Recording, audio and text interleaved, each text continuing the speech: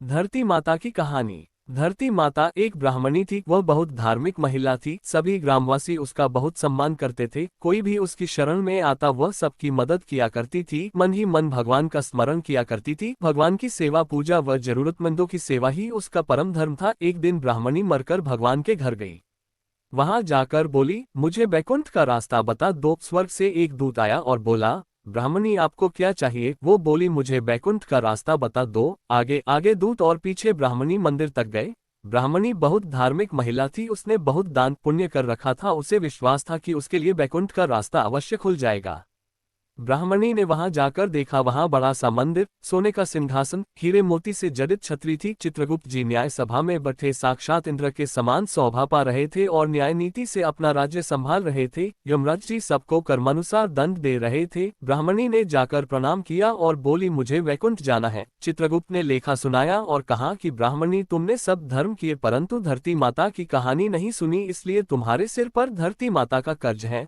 वैकुंठ में कैसे जाएगी? ब्राह्मणी बोली, धरती माता की कहानी के क्या नियम हैं?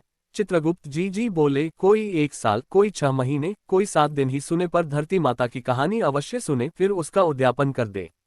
धरती माता की कहानी सुनने से जाने अनजाने किए गए पाप कर्मों को धरती माता हर लेती है। स्वर्ग लोक में धर्म को ही स्थान प्राप्त है। यहाँ पाप के लिए कोई जगह नहीं है। धरती माता की कहानी पीपल के पेड़ के नीचे बैठकर सुननी चाहिए।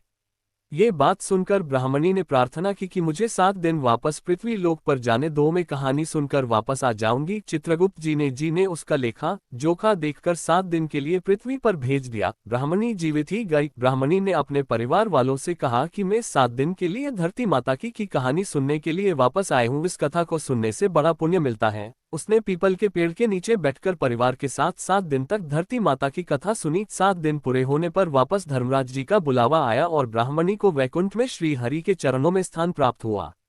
जो कोई भी प्राणी धरती माता की कहानी सुनता है, मृत्यु के समय सभी पाप कर्म धरती माता हर लेती है। वह प्राणी को वैकुंठ में स्थान प्राप्त होता है। धरती माता की जय हो। धरती माता की सदा ही जय हो। जय बोलो धरती माता की जय।